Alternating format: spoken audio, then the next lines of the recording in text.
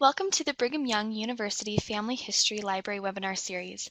Feel free to use the chat box for any questions. If we are unable to get to them during the presentation, they will be answered at the end. My name is Maddie Acey. I will be your host for this webinar today.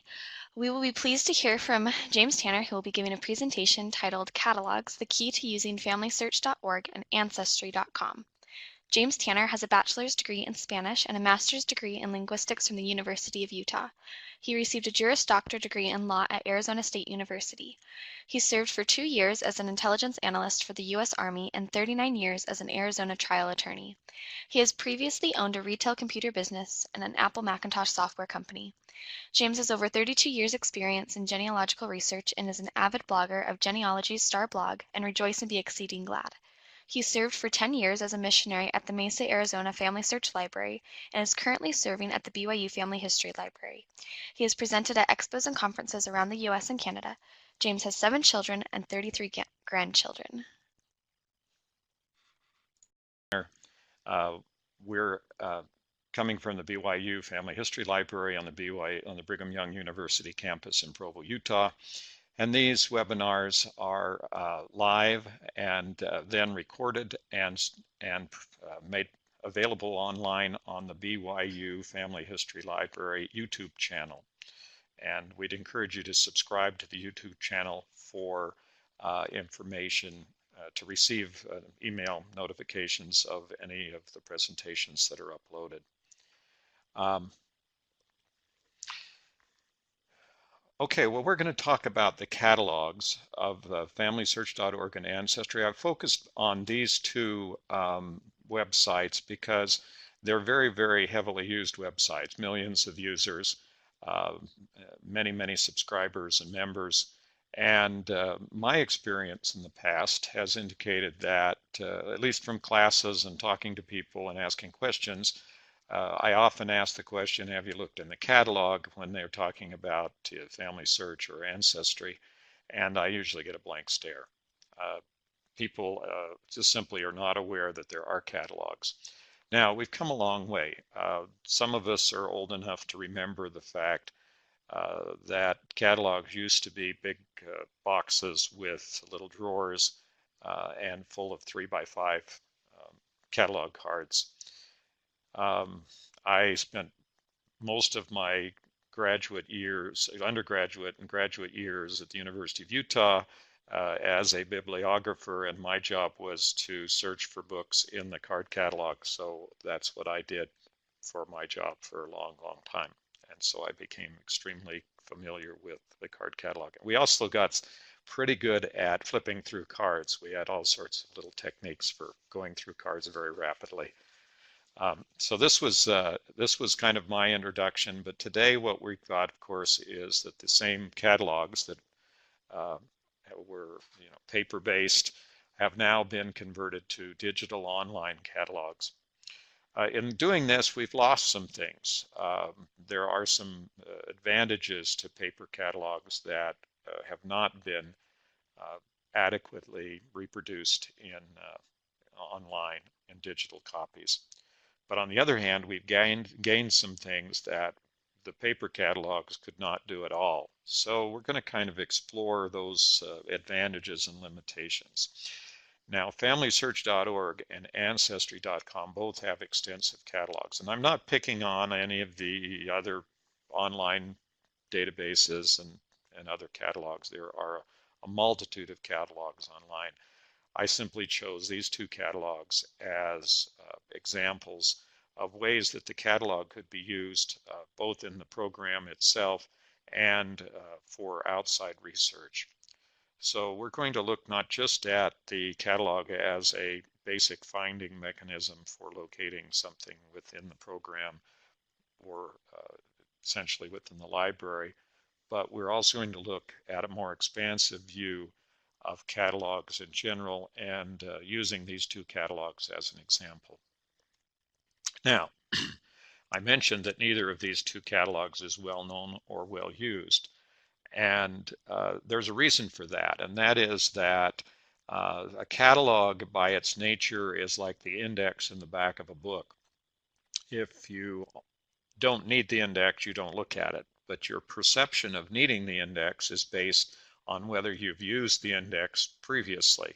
Okay, so this is sort of a chicken and the egg problem. If you don't know what's in the index, you don't use it because you don't know what questions it will answer if those are questions you have. And that's kind of the problem with catalogs.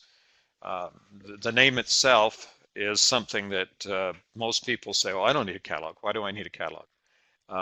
I'm doing this and this with the website. Well, that is something that we're going to try I will try today to explain why you may want to check with the catalog before you even start working on anything else in the programs. I want to emphasize this, that the catalogs on FamilySearch and Ancestry are both more than just finding aids, although they do that very well. In other words, they help you locate resources that are on those websites. Now let me bring that down to some more concrete example. If you are looking for the name of your ancestor in a U.S. Census record, then you can go to the search part of both websites, and the search engines that are on those websites will help you look to see if your ancestor's name appears in a U.S. Census record. Now that may not be conclusive that that your ancestor either is or is not in the U.S. Census, recorded in the U.S. Census records, depending on a whole bunch of factors like whether they index the name correctly or whether the person appeared in the first place in the census record. But searching on their search engines on these websites tells you that you have whether or not your ancestor is possibly found. Now, because so many records have been indexed, most people concentrate on using both of these websites from indexed records. Well, the catalogs contain the rest of the information that is either unindexed or is needs to be addressed more specifically. Let me give you an example real quick of how that might work. There's more that these catalogs are generally more than a way than just to search for a record. Let me go back to the U.S. Census record, U.S. Census example here. Let's say I'm looking for my ancestor in the U.S. Census record. So I do a search on FamilySearch.org, which has a copy of the U.S. Census record, and I go to Ancestry to back that up, and I don't find my ancestor in either record. So what do I do then? And the answer is I need to go to some other record. I need to look someplace else for my ancestor. Well, that's exactly the whole function of the catalog. The catalog's function is to tell you someplace else to look for your ancestor. So we begin that process by learning that the catalog is really the core research aid on these websites. Now, not all websites have fully developed catalogs. Usually they have some kind of a search engine. In some cases, the search engine is so efficient that it is basically much better than any effort you could make to find any additional information on the website on your own, if you were just looking on your own. So it's not that catalogs are not necessary, it's just when they're available, they provide additional information that we may not have obtained in any other way. The reason why these catalogs are so valuable is because they both contain very powerful analytic tools. Collectively, they're usually called filters. They allow you to look at information and filter out any information that you don't want to look at. You can quickly become overwhelmed with the number of records on many of these websites, including both Ancestry and FamilySearch. And so this is a way to kind of bring a control into that process so that you can look at just those records that pertain to the individuals that you're researching. Okay, so let's start with the FamilySearch catalog. First of all, just some basics. It's located under what we call the search tab, which is at the top of the pages of the website, the FamilySearch.org website. You can search when you click on the catalog. Under the search tab, there's a pull-down menu, and then you bring up the searches. You can search by place, surname, title, author, subject, keywords, and all of these, and modify all those in different ways. Learning how to do that and choosing the terms to use for searching is a learned skill. It's not something that you automatically know how to do. You just learn by doing it over and over again until you all of a sudden develop enough expertise, I guess you'd call it, in doing searching that you can kind of guess what the cataloger used to catalog his or her subject matter. The Ancestry.com catalog is called the Card Catalog, and it is once again in a pull-down menu on the front page of Ancestry under the Search tab, and it's usually at the bottom of that Search tab, and it's called the Ancestry.com Card Catalog. It's a listing of all of the collections on Ancestry. So if you go to the Ancestry startup page, yours may differ. You can redesign the Ancestry startup page. There at the top, there's a search tab. If you click on that, you get a pull-down menu, and at the bottom of that pull-down menu, near the bottom, is a reference to the card catalog. Now, in both of these cases, the organization of the catalog and the way that they can be filtered is an analog. That means it's like a model of the real world out there, the way that genealogical records have been stored. Actually, the way they're created and stored. So if you look at the catalog, and as you start to look at the way that it's organized, you begin to realize that this is exactly the way that records are organized if I were to go out and start looking in archives and state libraries and local libraries and other places where they store records. And so by using the catalog in a way that supports this research effort, you can I guess the answer to this whole thing is that you find a whole bunch more information than you would otherwise. There is just no question that effectively using the catalogs allows you to find information that otherwise would be overlooked or that you would never have thought of to look at. The kinds of records that are out there. Even if you are many, many years into the genealogical research process, my experience is that you'll probably end up finding new record sources very, very regularly that you've never heard of before. So how do we do this? We need to understand that records are created at or near the time of an event in your ancestor's life. And they're created by someone or some entity, meaning like the church, the government, school, whatever, who's interested in the event. Okay, so what does this mean? It means that as a person goes through their life from birth to death, certain events occur. Birth, marriage, death, buy property, join the army, all of these different events that occur in a person's life, each of those create records. Someone who is interested or some entity like the government or their church or whatever who has that as an interest has created some kind of record about this person. Now, as we go through our lives today, the number of records that are created is just unbelievably huge. When you get up in the morning and turn on a light, or if you get up later than like some of my associates and children do. If you're up later when it's already very light, you might turn on some device.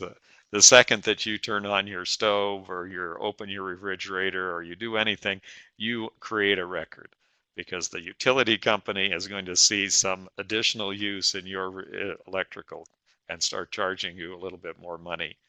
Uh, if you drive any place, got in a car and drove any place today, you probably passed uh, a number of video cameras that were watching the roads, and you didn't even know you were being recorded. If you went to a doctor appointment sometime in the last while, you probably had to sit there and fill out a whole long sheet that you'd filled out every single time you'd showed up at that doctor's office.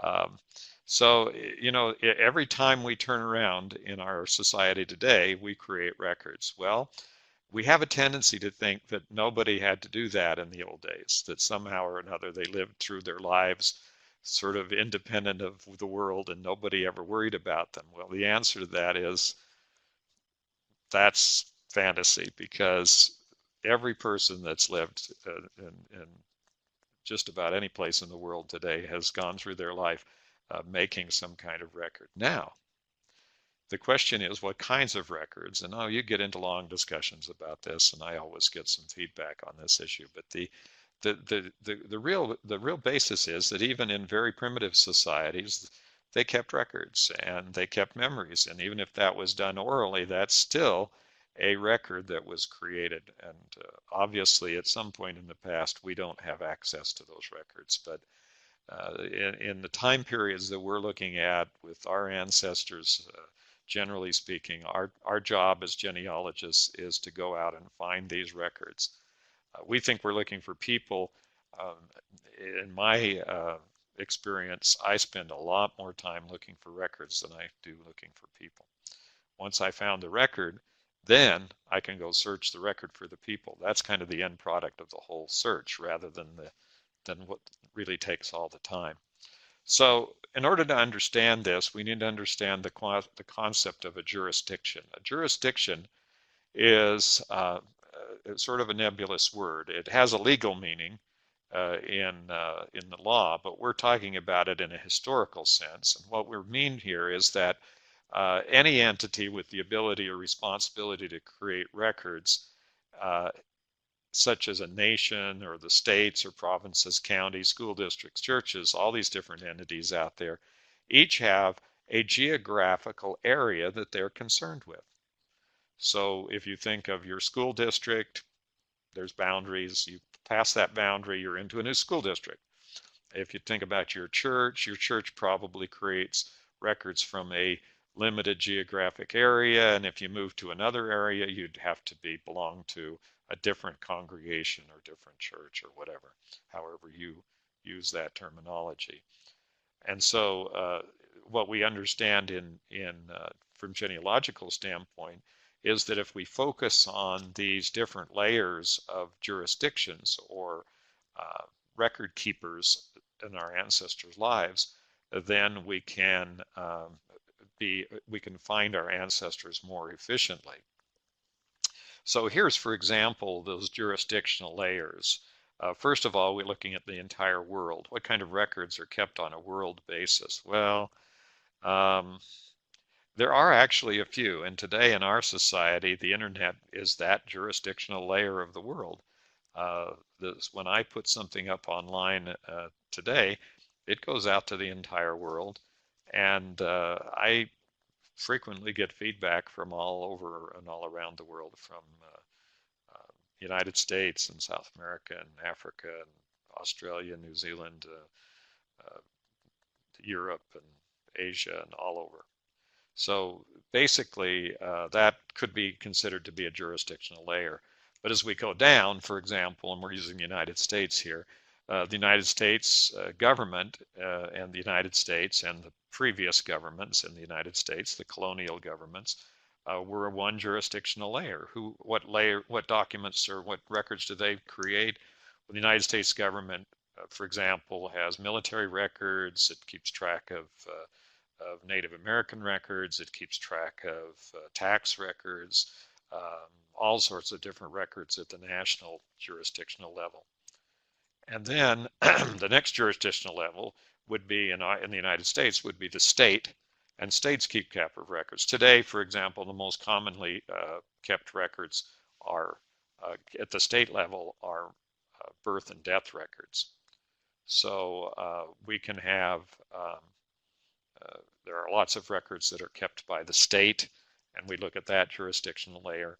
The next jurisdictional layer is the county in the United States, and there are other types of jurisdictions that correspond to these layers in other countries around the world. And county records, for example, in the United States, they're mostly property records and marriage records. Then we get down to the local and municipal records, school records, church records, or even lower level than that, and that's the individual's records that they keep themselves.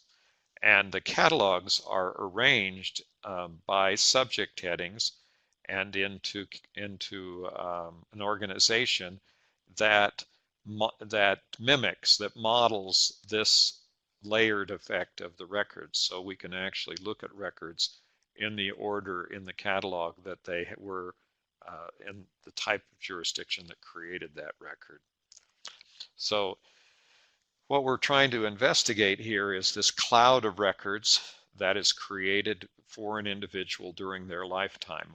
Many of us would wish that there had been a larger cloud of records created for some of our ancestors. We may think that there were no records, and it's possible. There are people who have slipped through the cracks, if you will, but I would guess that they're far fewer than most of the genealogists imagine.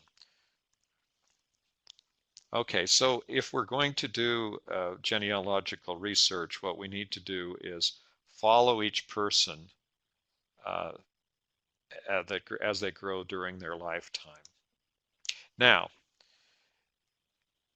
of course, finding these records, if they exist, depends on the place where the records are stored. Where are these records? Well, in the case of the big websites that we're talking about here, FamilySearch and Ancestry, both of these entities have collected huge numbers of these records and made them available online or through microfilm or other methods in the case of FamilySearch. So what we have here is a direct way to go from these two websites and many others that are similar to finding records where they actually are located, and that's online. But in many cases, we need to find the records that are not available yet digitally or are someplace else out in the world on paper.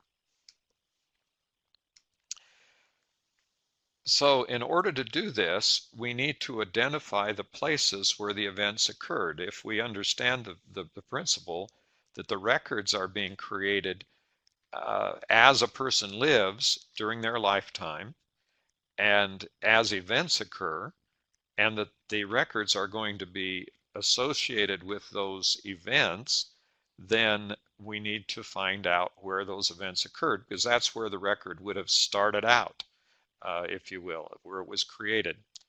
And it may have been moved from there, but that's part of the process of doing research, is following that trail of records and understanding where they are presently.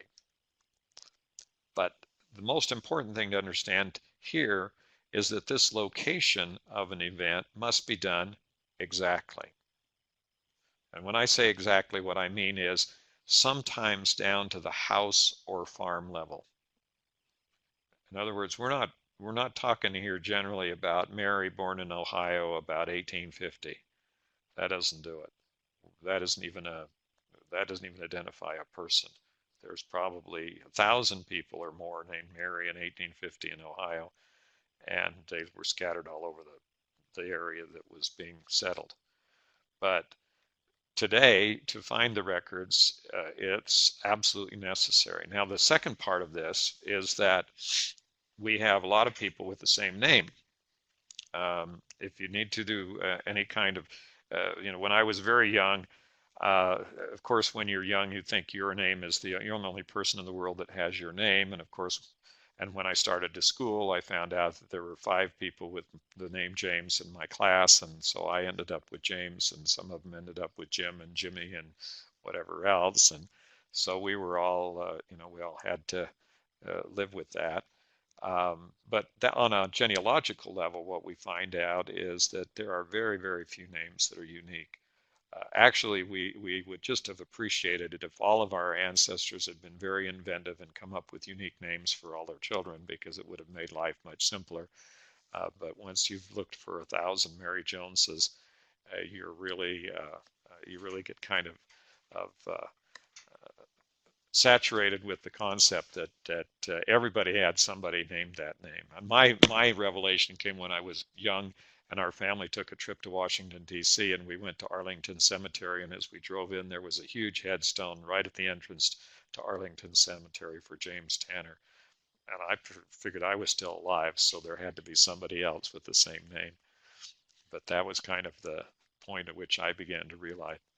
And I would point out that identifying the accurate places where events occurred can end up being the real challenge of the research of genealogy. Finding the individuals is not nearly as hard sometimes as identifying the locations where all these things occurred. We may have a lot of more difficulty, and sometimes once you find the location and be very specific, that opens the key to opens the door with the key to finding your entire family line. Um, we hear story after story of people who finally locate the parish where their ancestors lived in England or Denmark or Sweden or Norway or someplace, or Germany, and as a result find hundreds of names of related people in that same small area.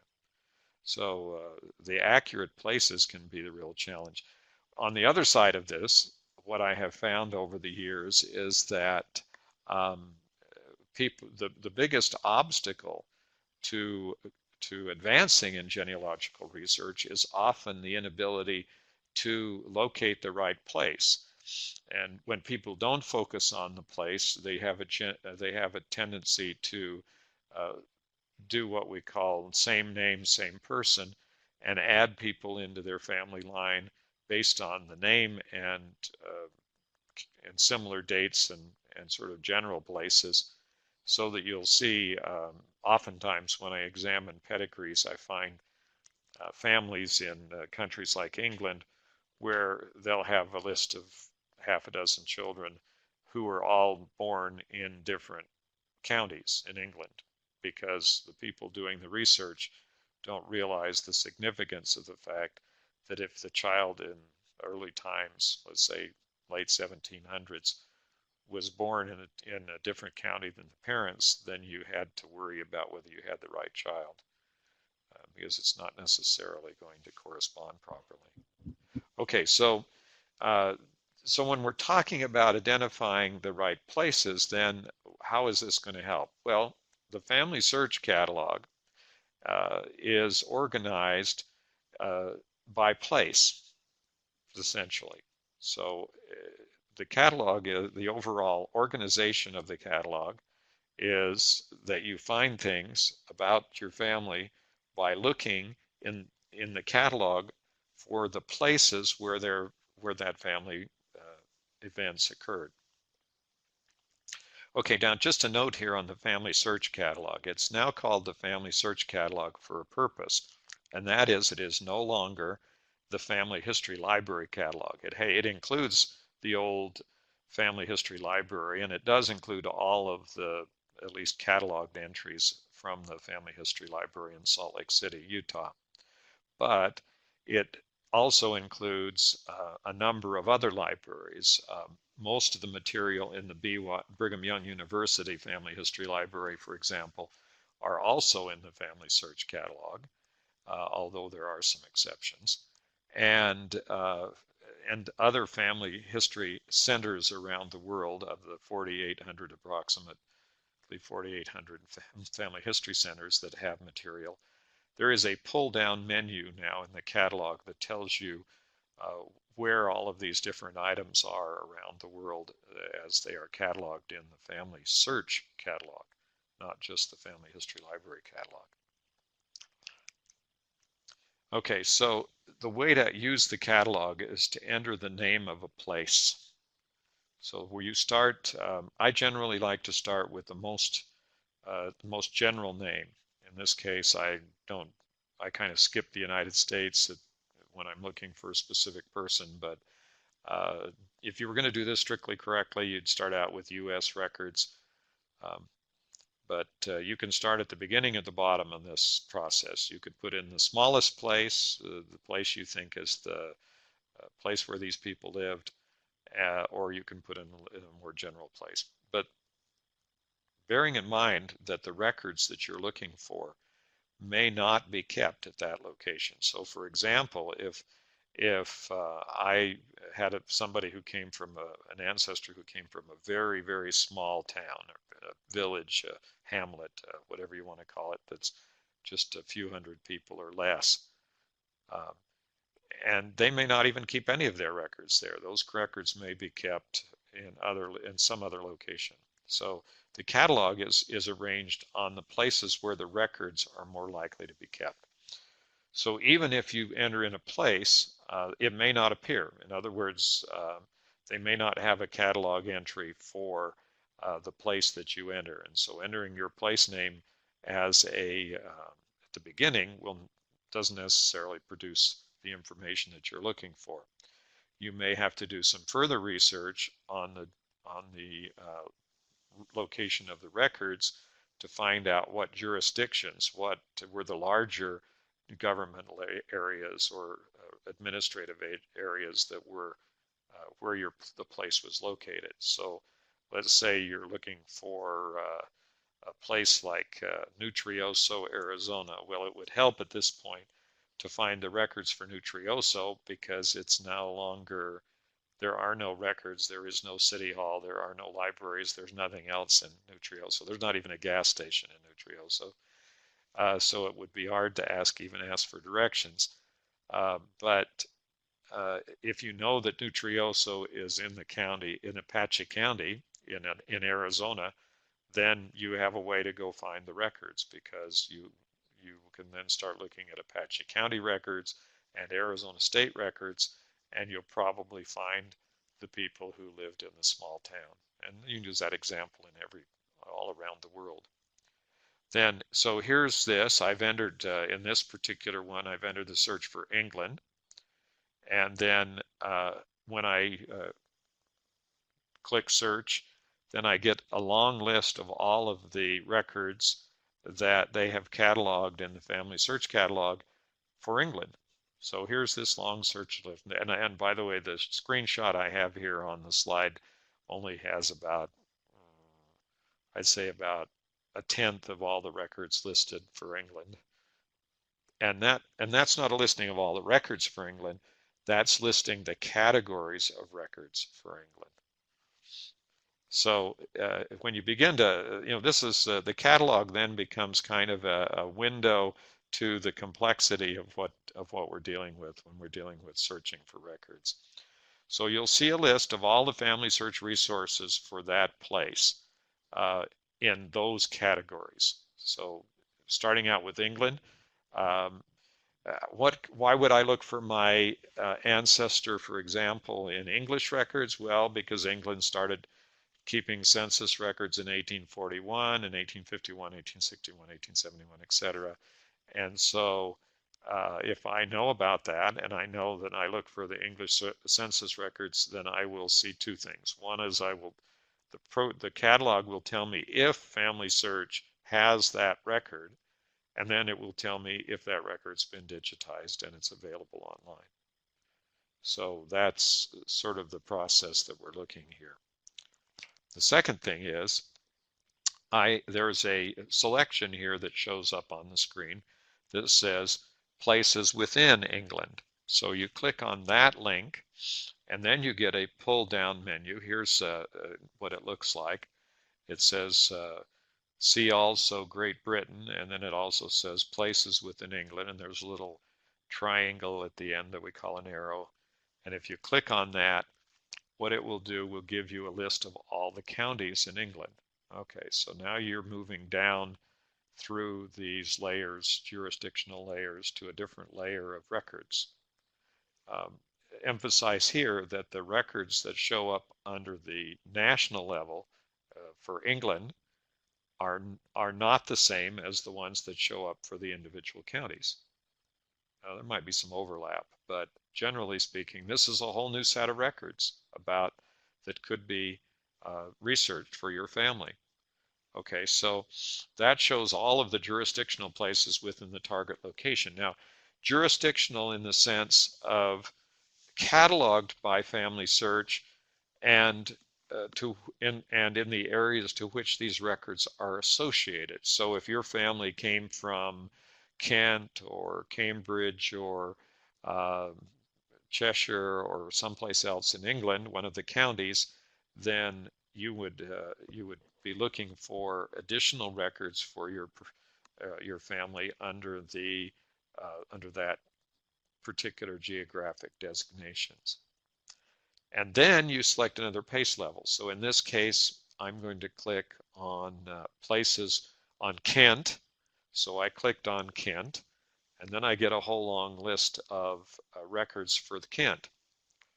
These are in addition to the national records, the county records. So now I can look at places within Kent, England. So then it shows again all of the jurisdictional places within that target location. So I get the parishes, all of the civil and church parishes in Kent under the FamilySearch catalog. That gives me even a closer focus on records that may have been generated about my ancestor. So then I can go down to that second place level and I get a longer list, and this is a list of all of the parishes in Kent. So there are lots of parishes in England, and this gives me an opportunity. Now you can see if I said that my ancestors came from Kent, England, meaning the county in England, that I have a whole lot of choices of other places they might actually have been from. There's no question that with all of these parishes, unless I knew which parish they were in, I really am going to have a mammoth task of trying to find their records. What would be the alternative? If all I knew is they came from Kent, I would be, in a sense, stuck with looking through every single one of those parishes and all the records on those parishes just for the chance that I might locate my ancestor in Kent. Probably not going to happen. So at least not to me in this life. So I really would rather go back and do some more research on my ancestors' descendants and see if somebody can come up with the name of a more particular place where they were living, so I have some chance of finding a record about my ancestor. So you keep doing this process of clicking down the places in until you reach all the jurisdictions. In many of these parishes, if you click on view places within that parish, you'll see records kept at the village level. So you'll see another layer down. So you might see additional records. So here's the records summary from Kent. Each of those categories of records that they have in the Family History Library. Now, remember that the Family History Library is very good, and the FamilySearch catalog is very good and very expansive, but it's not all inclusive, and it is not infinite. There are other categories of records that are possible to find for these, for example, for this county in England, or in any other place around. Okay, now let's look for just briefly and kind of contrast that a little with the catalog for Ancestry.com, which I mentioned earlier is called the card catalog. So this card catalog for Ancestry is a list of all of the collections that they call them, sort of an arbitrary grouping of records into different places, generally by record subject and also by location. And in addition to that, the long list is searchable. Any of the records, you can search any of those records collections individually. But in order to find out which records you want to search, there is a filter list down the left-hand side of the screen, of the website screen for Ancestry's card catalog. Now what this does is it lets you filter out the records that you don't want to look at. So for example, if your family came from Massachusetts and you don't necessarily want to look at all the records for Texas and Nevada and Oregon and Oklahoma and so forth. So you may want to just look at just records for Massachusetts, and that's what that catalog does. Now, let's suppose that you say, well, why do I need to do this? Because all I have to do at the beginning of Ancestry is fill in my ancestor's name and do a search out of the first screen that comes up on Ancestry. Well, the problem with that is pretty straightforward. If you do that, you may get 10,000, 100,000 records that are potential for that name. The reason is there's maybe hundreds, thousands of people with a similar name, and they have no idea which of all of the Tom Petersons that you're looking for example. And so only by focusing in on the location where the person lived and becoming more and more specific about the details through doing research and keep adding on that information, can you get closer and closer to finding the individual. But by looking at the general records that are available, then you can narrow down the number of results that may come from any given search. So if I have someone with a common name, or maybe not even so common, but still with the number of duplicate people out there, then I can narrow my search very rapidly by simply focusing more on the geographic location where the events occurred. Okay, so down here in the corner of the Ancestry, you can begin that process of narrowing down the geographic location. You can choose a list here of Australia, Canada, Europe, Mexico, etc.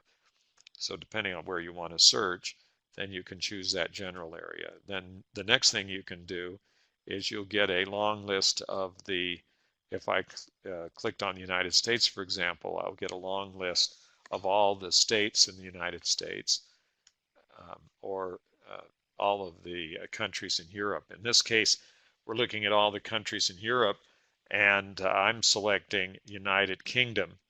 And so the same thing that I was doing with the FamilySearch catalog, by clicking down through the jurisdictions and watching the lists of records change, is how I become educated about all the types of records that may be available in any one of these jurisdictions.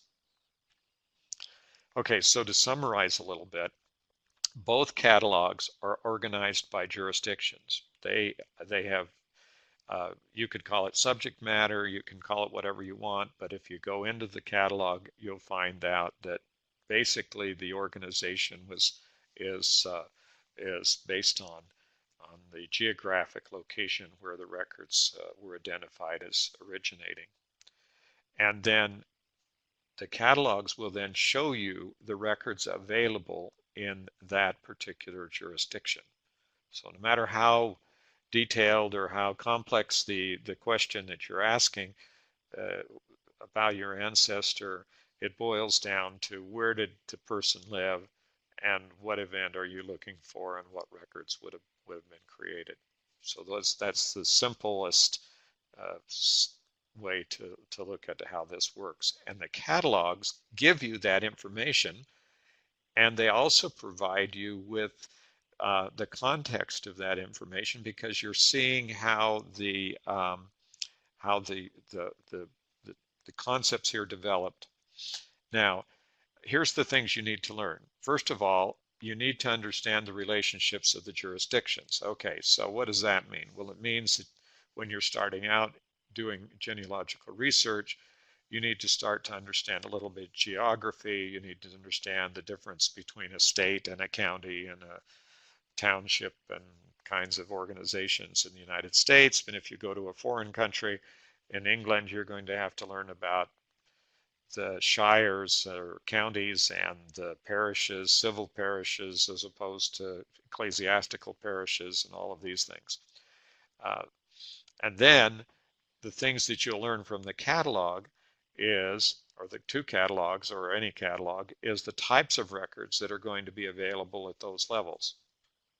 And then at the very end, you're going to find out how many records are available from FamilySearch and Ancestry. The answer may be 0. They may not have anything.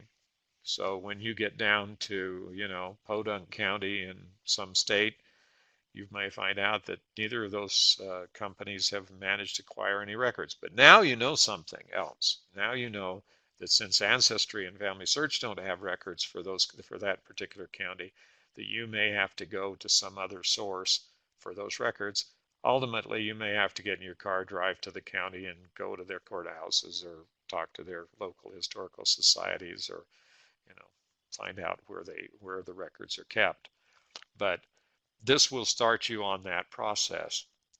And the answer here is, for these records, is always go at least one step further. And what that means is we have, in this case, I just pulled up record, Scotland Select Births and Baptism, 1564 to 1950. Okay, so now I'm looking and I search and I don't find my ancestor in this record on Ancestry. And so I say, oh, Ancestry doesn't have anything about my ancestor. Well, baloney. Basically, what you've process is only through after you've done this over and over again with different variations on the name and different ways of looking at the record. Ultimately, what you want to do is you want to look for that record and any other available records that may have been created at the same time. So what am I going to do? I'm going to take the name of the individual collection. In this case, I'm going to select on my screen Scotland Select Births and Baptisms 1564 to 1950, highlight it, copy it, and then I'm going to use that as a search term in Google. So I'm going to carry all of the information that I've created in the catalog.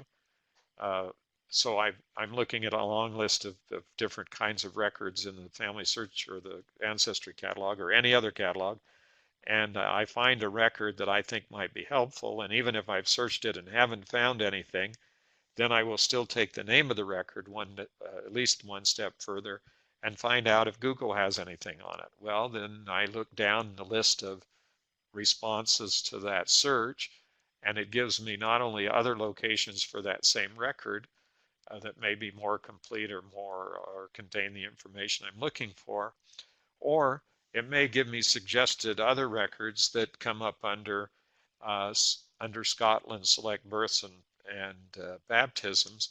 I may come up with other Scotland birth and baptism records that aren't in Ancestry or in FamilySearch. In fact, that's not only possible, it's highly likely that we would find additional records out there.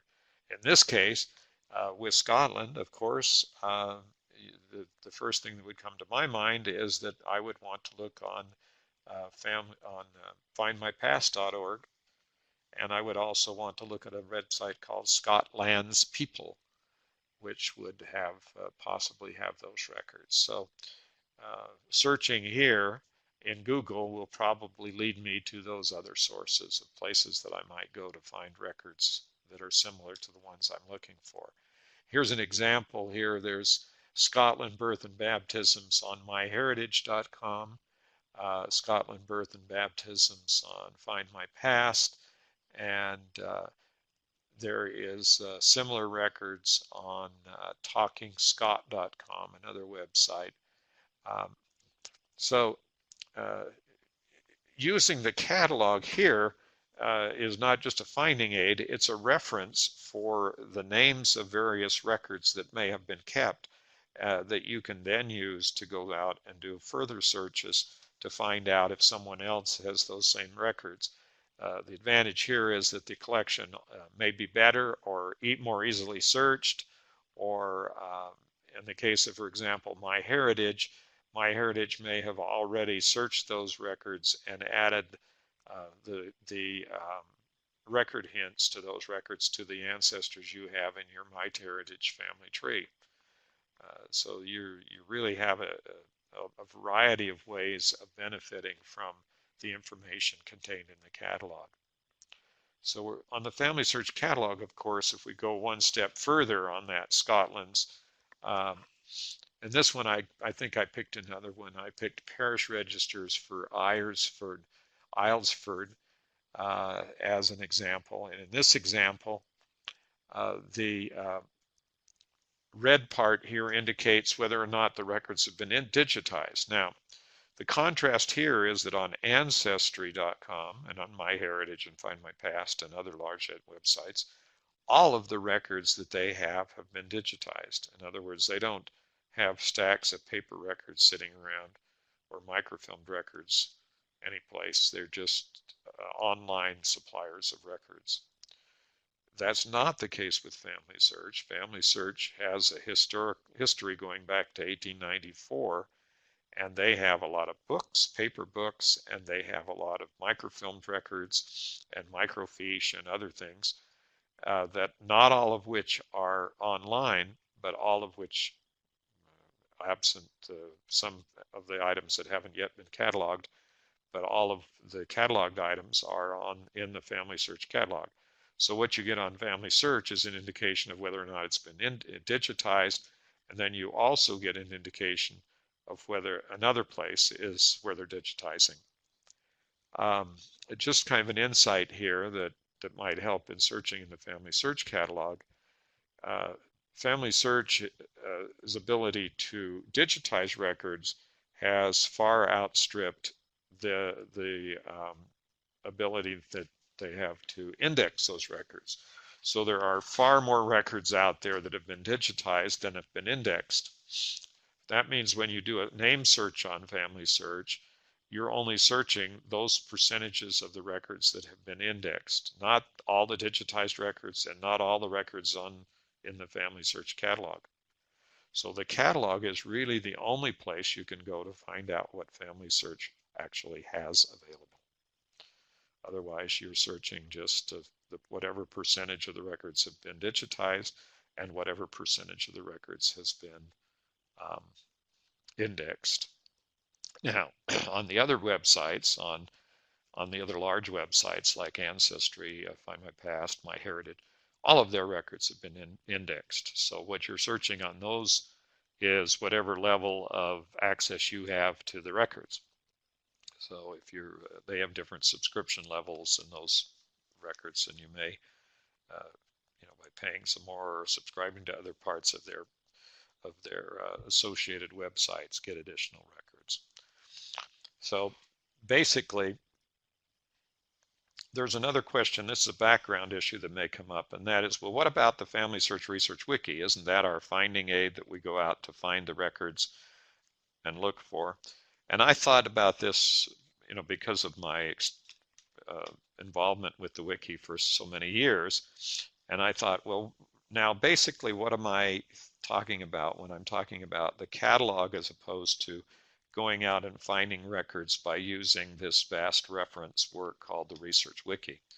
The answer is that they are complementary, but they're not exactly the same thing.